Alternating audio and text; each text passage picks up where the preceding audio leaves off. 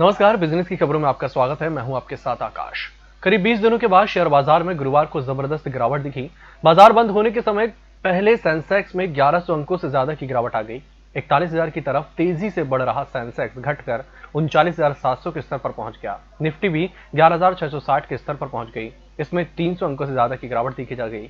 जब सेंसेक्स में 1,000 से ज्यादा अंकों की गिरावट आई तो निवेशकों के एक दिन में 2.7 लाख करोड़ रुपए डूब गए। लिस्टेड कंपनियों का मार्केट कैप घटकर 157 लाख करोड़ पर पहुंच गया। रिलायंस इंडस्ट्रीज लिमिटेड ने गुरुवार को कहा कि उसे वैश्विक निवेश फर्म केकेआर से उसकी खुदरा शाखा में निवेश के लिए 5,550 करोड़ रुपए मिले हैं। इससे पहले आरआईएल ने 23 सितंबर को घोषणा की थी कि केकेआर उसकी सहायक company Reliance retail ventures limited में 1.28% इक्विटी हिस्सेदारी खरीदने के लिए निवेश करेगी। चीन की स्मार्टफोन निर्माता कंपनी वनप्लस ने कहा है कि वह छोटे शहरों तक पहुंच बनाने के लिए भारत में 100 करोड़ रुपए निवेश करेगी। यह निवेश ऑनलाइन और ऑफलाइन रिटेल भागीदारी पर किया जाएगा। मेट्रो शहरों से अलग टियर 2 शहरों में प्रीमियम स्मार्टफोन सेगमेंट में हिस्सेदारी बढ़ाने के मकसद से यह निवेश किया जाएगा। वनप्लस के वीपी और चीफ स्ट्रेटेजी ऑफिसर नवनीत नाकरा ने कहा कि अभी पूरे देश में हमारे 5,000 से ज्यादा ऑफलाइन स्टोर हैं। भारत और चीन के बीच सीमा पर तनाव का असर भारत में आने वाले निवेश पर भी पड़ रहा है। केंद्र सरकार चीन की कंपनियों द्वारा भारत में निवेश पर सख्ती बरत रही है। इस पर देश के मुख्य आर्थिक सलाहकार केवी सुब्रमण्यम ने कहा कि देश की कंपनियों पर हमारी नजर है। इससे भारत में स्टार्टअप को मिलने वाले निवेश पर भी असर पड़ सकता है। फिक्की के इवेंट में एक सवाल का जवाब देते हुए केवी सुब्रमण्यम ने कहा कि सीमा पर तनाव के चलते सीमा पार से आने वाले निवेशों की छानबीन करना आवश्यक है। इसमें केवल प्रत्यक्ष निवेश ही नहीं बल्कि अप्रत्यक्ष निवेश भी शामिल है। इक्विटास स्मॉल फाइनेंस बैंक का आईपीओ 20 अक्टूबर को आएगा। आईपीओ के तहत कंपनी ने 280 करोड़ रुपए जुटाने का लक्ष्य रखा है। यह जानकारी रेगुलेटरी फाइलिंग में कंपनी ने दी है। इसमें 11 अक्टूबर 2020 को इक्विटास स्मॉल फाइनेंस बैंक ने आईपीओ के संबंध में चेन्नई आरओसी के पास आरएचपी फाइल किया था। इक्विटास स्मॉल फाइनेंस बैंक का यह आईपीओ 2020 का 12वां आईपीओ होगा। कंपनी ने इसका प्राइस बैंड फिक्स कर दिया है जो 32-33 रुपए होगा। यह आईपीओ 22 अक्टूबर को बंद हो जाएगा। आपको बता दें कि Equitas small finance bank Equitas holdings की सब्सिडियरी है। बुलेटिन वक्त छोटे से ब्रेक का चल हाजिर होंगे। होटल गौरीशी भोपाल शहर के बीचों बीच स्थित ठहरने की सर्व सुविधा युक्त जगह है।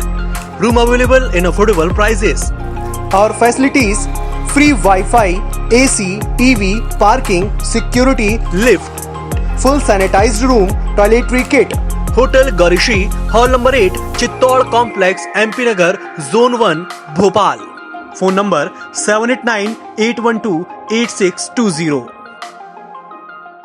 ब्रेक के बाद फिर से आपका स्वागत और बढ़ते हैं अगली खबर की ओर। ई कॉमर्स बाजार में पैठ बढ़ाने के लिए टाटा ग्रुप भारतीय ऑनलाइन रिटेलर इंडिया मार्ट का अधिग्रहण कर सकता है। मामले की जानकारी रखने वाले एक सूत्र ने कहा कि टाटा ग्रुप ने एक बड़ी हिस्सेदारी खरीदने के लिए इंडिया मार्ट इंटरमेश लिमिटेड से संपर्क किया है। बातचीत अभी शुरुआती चरण में है। India mart business to business market place है। इंडिया मार्ट के शेयरों में इस साल 142% की बढ़ोतरी दर्ज की गई है, जिससे उसका मार्केट वैल्यू करीब $2 अरब हो गया है।